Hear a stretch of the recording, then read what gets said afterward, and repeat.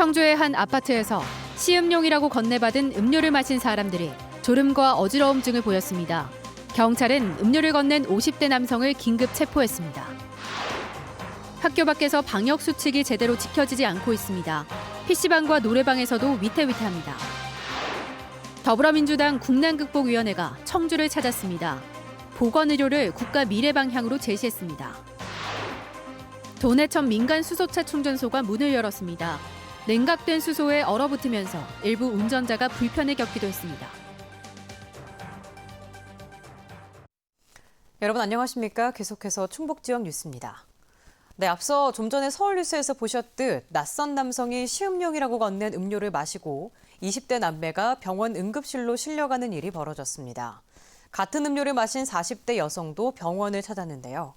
알고 보니 이 남성은 판매원이 아니었고 경찰은 이 남성을 긴급 체포해 수사하고 있습니다. 이채영 기자의 보도입니다. 청주의 한 아파트 단지. 이곳에 사는 20대 남매가 급히 119에 실려간 것은 어제 저녁 6시 50분쯤. 자신을 판매원이라고 소개한 중년 남성이 홍보용 요구르트라고 건넨 시음료를 마시고 졸림과 어지럼증을 호소했기 때문입니다. 멍한 상태긴 하셨거든요. 부모님들이 이제 집에 오니까 애들이 기운이 빠지고 이러고 있으니까 자기네들도 의심스러워서 경찰에 일단 신고했다고. 중년의 낯선 남성이 아파트 단지에서 26살 누나에게 요구르트 시음 행사용이라며 250ml 팩을 권한 것은 오전 11시경. 남성은 단지 내에서 이 여성을 만나고 간 뒤 약 4시간 만에 다시 찾아왔고 이번엔 여성의 남동생에게 시음료를 먹였습니다. 이후 남매는 잠에 빠졌고 깨어난 뒤 어지러움증을 호소한 것입니다. 퇴근 후 집에 돌아온 부모는 곧장 112에 신고했고 남매는 병원 응급실로 옮겨졌습니다. 해당 아파트 단지에서 같은 음료를 마신 40대 여성도 같은 증상을 보여 병원에 갔습니다. 아니면은 고개만 들리질 않죠. 우리도 오심스럽죠. 경찰은 주변 CCTV 등을 분석해 52살 남성을 하루 만에 상해죄로 긴급 체포했습니다. 잡고 보니 이 남성은 실제 판매원도 아니었습니다. 그런데도 이 남성은 남매가 음료를 다 마실 때까지 지켜보고 이후 인증사진과 인터뷰까지 요청하며 접근해온 것으로 알려졌습니다. 경찰은 남매의 혈액을 채취해 과학수사대에 감정을 의뢰하는 한편 음료에 특정 약을 넣었는지 어떤 의도였는지 등을 조사해 구속영장 신청 여부를 검토할 방침입니다. MBC 뉴스 이채연입니다. 지적장애인을 10년간 컨테이너에서 숙식하게 하며 무임금 노동을 강요하고 상습 폭행한 타이어 가게 주인에게 실형이 선고됐습니다. 청주지법 형사 5단독 정현주 판사는 지난 2007년부터 2016년까지 지적장애 3급인 40대에게 일을 강요하고 갖은 이유로 폭행한 60대 타이어 가게 주인에게 징역 3년을 선고하고 법정 구속했고 함께 기소된 부인에게는 징역 8개월에 집행유예 2년을 선고했습니다. 정 판사는 피고인은 가족과 같이 대했다고 주장하지만 설령 가족에게 했더라도 명백한 범죄이고 학대 행위라고 지적했습니다. 충북 북부권을 중심으로 과수화상병이 무서운 속도로 확산하고 있습니다. 첫 확진 판정이 난 지 2주도 안 돼 70헥타르가 넘었는데 하루 수십 건씩 의심 신고가 이어지고 있습니다. 이지영 기자입니다. 뿌리채 뽑힌 사과나무 더미가 5m 아래 땅속으로 쏟아집니다. 나무 260그루가 가득 찼던 과수원은 떨어진 열매와 흙만 남았습니다. 잎이 마르고 검게 변하는 과수화상병에 걸려 모두 묻어버리는 겁니다. 철저하게 소독하고 관리하고 공문이고 뭐가 오고 뭐 또 연락이라도 오고 하면은 거기에 맨날 준해서 잘하고 있었죠. 지난달 22일 올해 첫 확진 농가가 나온 뒤 12일 만에 충북 감염 면적은 71.9헥타르. 지난해도 비슷한 시기에 시작돼 석 달간 피해 면적이 88.9헥타르까지 확산됐는데 올해는 확산 속도가 더 빠르고 같은 면적 내에서도 감염된 나무 비율이 높습니다. 정밀 진단 중인 곳만 100곳에 이르고 하루 수십 건씩 의심 신고가 이어지고 있습니다. 확산 우려가 커지자 정부가 충주에 긴급 인력을 투입해 전수조사를 진행하고 있습니다. 전문가들 68명이 현장에서 직접 농장별로 조사를 하고 있습니다. 증상이 나타나는지를 우선 1차적으로 발견을 해야 되기 때문에 그 나무를 하나하나 전부 검사를, 유관 조사를 하는 겁니다. 확산을 막으려면 열흘 안에 농장 안 모든 나무를 묻어야 합니다. 그러나 일부 농가에서는 올해 새롭게 변경된 보상금 지급 기준을 받아들일 수 없다며 메모를 거부하고 있습니다. 이 같은 갈등 때문에 확산 속도가 더 빨라지는 게 아니냐는 걱정도 나오고 있습니다. 충청북도는 잇따르는 피해를 줄이기 위해 보상 방안을 비롯한 대책을 마련하기로 하고 행정부지사를 단장으로 하는 종합대책 추진단 운영에 들어갔습니다. MBC 뉴스 이지연입니다. 오늘 3차 등교 수업이 이루어지면서 이제 다음 주면 모든 학교 등교가 마무리되는데요. 학교 안에서는 방역 수칙이 잘 지켜지고 있는데 정작 학교 밖으로 나가면 사정이 다릅니다. PC방과 노래방에서도 방역 수칙이 잘 지켜지지 않고 있습니다. 김영일 기자입니다.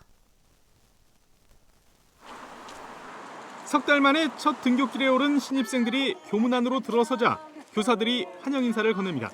어서 와. 반갑다. 온라인 수업에서만 만났던 학생들과 조금이라도 더 빨리 만나기 위해 담임 교사들은 등교길에 작은 환영 행사도 준비했습니다. 학생 한 명 한 명에게 입학을 축하하는 장미꽃 선물을 전달하고 반갑게 인사도 나눕니다. 시영아 입학 축하해. 우리 3년 동안 잘해보자. 학교 오는 건 좋은데 이제 너무 미뤄지다 보니까 이게 입학하는 건지 그냥 계약인 건지 분간이 잘 안 가요. 교사들의 지도로 코로나19 감염 예방을 위한 방역 수칙도 잘 지켜졌습니다. 한 줄로 1m 이상 띄우고 한 줄로 가세요. 이쪽으로 오세요. 하지만 학교 밖으로 나오자마자 거리 두기는 느슨해졌습니다. 학생들끼리 서로 장난을 치며 신체 접촉을 하는가 하면 마스크를 쓰지 않은 학생들도 적지 않습니다. 변명도 다양합니다. 바깥에서는 벗어도 된대요. 내부에서는 거리를 두면 사실은 더워서 못 썼어요. 방금 나오면서 무슨 이게 끈이 끊어져가지고 무더운 날씨 속에서도 하루 종일 마스크를 잘 썼던 학생들도 학교 밖에서는 긴장이 풀리는 겁니다. 밥 먹을 때 빼고 3, 4시까지 마스크를 쓰고 있어요. 답답하니까 이제 딱 나오면 이제 안 써도 되니까 이제 벗는 거죠. PC방과 노래방처럼 학생들이 자주 이용하는 다중이용시설도 여전히 문제입니다. 감염 위험에도 좁은 공간 안에서 무리지어 모여 있거나 답답하다는 이유로 마스크도 착용하지 않는 경우가 많습니다. 저 PC방은 안 쓰죠. 너무 신경 쓰여가지고 한 공간에 있으니까 답답하잖아요. 저 좁은 공간에 있으니까. 교사들은 답답합니다. 학교 안에서 이뤄지는 학생 방역 지도도 벅찬 상황에서 학교 밖에서까지 학생을 지도하기는 현실적으로 어렵다는 겁니다. 학생과 교사의 책임으로 끝이 나는 것이 아니라 우리 지역 주민들 그리고 이 도민들이 전부 다 자신들의 책임이라고 생각하면서 모두의 책임이라고 생각해 주셨으면 하는 바람이 있습니다. 학교 밖에서 학생들에 대한 관리가 사실상 사각지대에 놓인 가운데 마지막 순차 등교 수업은 오는 8일로 다가왔습니다. MBC 뉴스 김영일입니다. 코로나19로 중단됐던 고등학교 야간 자율학습이 다시 이루어집니다. 충청북도 교육청은 등교 수업 후 2주가 지난 오늘부터 고등학교 3학년 희망학생에 한해 야간 자율학습을 허용하기로 했습니다. 운영 시간과 입실 절차, 생활 속 거리 두기가 준수돼야 하고 고등학교 1, 2학년의 야간 자율학습은 코로나19 위기 수준이 주의, 관심 단계로 낮아질 때까지 금지됩니다. 여당인 더불어민주당이 코로나 국난 극복을 위한 전국 순회 첫 방문지로 청으로 승격되는 질병관리본부가 있는 청주 오송을 찾았습니다. 유력 대권주자인 이낙연 국난극복위원장은 국가 미래 방향을 보건의료로 제시하며 충청권의 미래 가치에 주목했습니다. 심충만 기자입니다.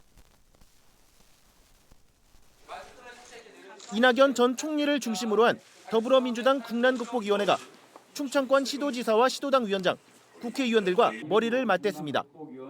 코로나 사태 이후 국가 미래 방향을 제시해야 할 여당으로서 권역별 맞춤형 의제 발굴을 위해 전국 순회 일정에 나선 건데 가장 먼저 충청권, 특히 방역의 최일선인 질병관리본부를 비롯해 바이오 제약 관련 산업과 연구기관들이 모인 청주 오송을 찾았습니다. 유력 대권주자로 손꼽히는 이 위원장은 국가 미래 방향으로 보건의료 산업을 제시한 뒤 첨단 과학과 연구기관, 바이오 제약 산업이 모인 충청권의 미래 가치에 주목했습니다. 충청권의 그런 자산은 포스트 코로나 시대를 위한 확실한 기반이 될 것입니다. 기반 위에 기업과 지자체와 정부의 투자와 정책이 얹어져야 합니다. 이시종 충북지사는 이를 뒷받침할 전문 인력과 인프라가 필요하다며 충북의 의대 정원 확대와 바이오 국가산단 지정 등을 건의했고 변재일 민주당 충북도당 위원장도 정부 여당에 관심을 요청했습니다. 포스트 코로나 시대에서 새로운 산업을 육성한다면은 우리 충북 지역, 청주 지역이 될 것이 아닌가 이렇게 많은 기대를 하고 있습니다.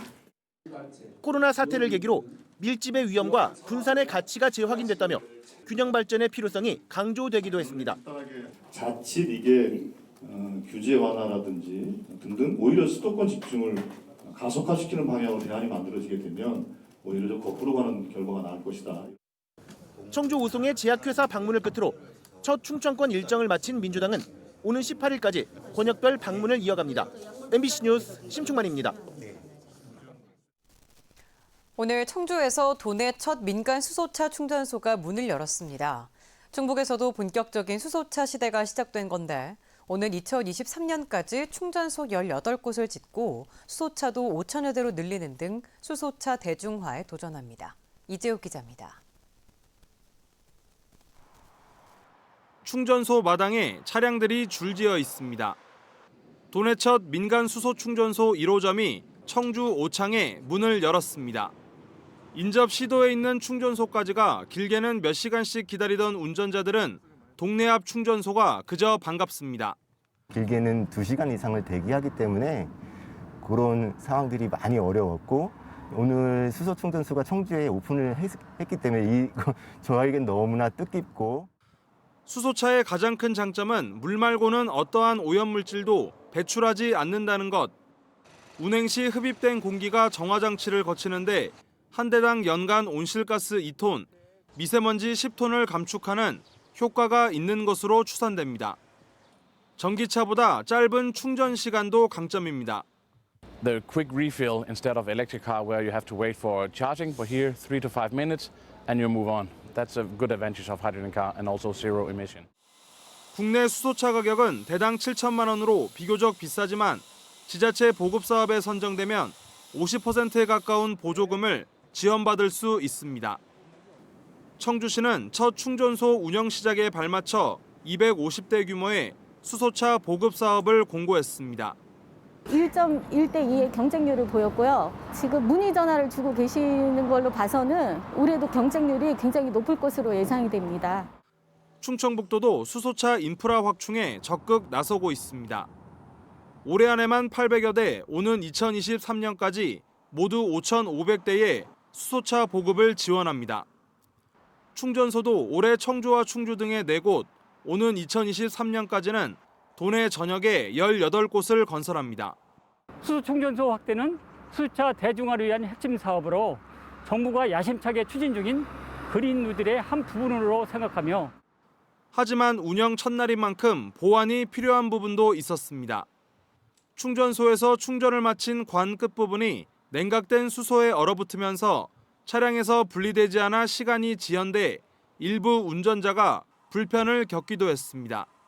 MBC 뉴스 이재욱입니다. MBC 충북과 충청북도 문화재연구원이 무형문화재 보전과 진흥을 위한 업무 협약을 했습니다. 두 기관은 지역 전통문화 정체성이 올바르게 지켜질 수 있도록 무형문화재 기록화 사업에 협력하고 충북 전통문화의 위상을 높이는 프로그램 개발에 힘을 합치기로 했습니다. MBC 충북은 지난 2018년부터 영상뉴스 결을 통해 충북 무형문화재 가치를 재조명했고 창사 50주년을 맞아 관련 다큐멘터리를 제작하고 있습니다. 충북의 세대주 10명 가운데 6명은 카드 충전 방식으로 긴급 재난지원금을 수령한 것으로 나타났습니다.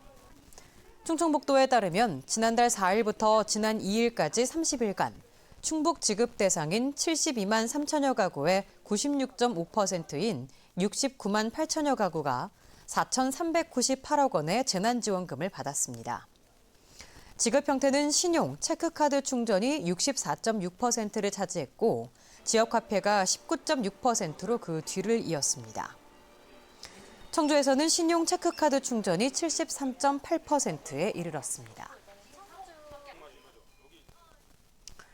소백산 국립공원에서 담배를 피우다 산불을 낸 60대가 붙잡혔습니다.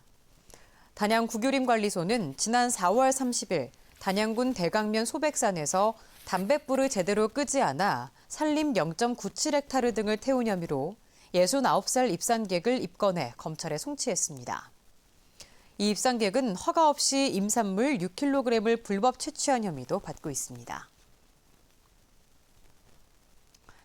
충주시가 충북 도내에서 멧돼지를 가장 많이 잡아 아프리카 돼지열병 예방 우수기관으로 선정됐습니다.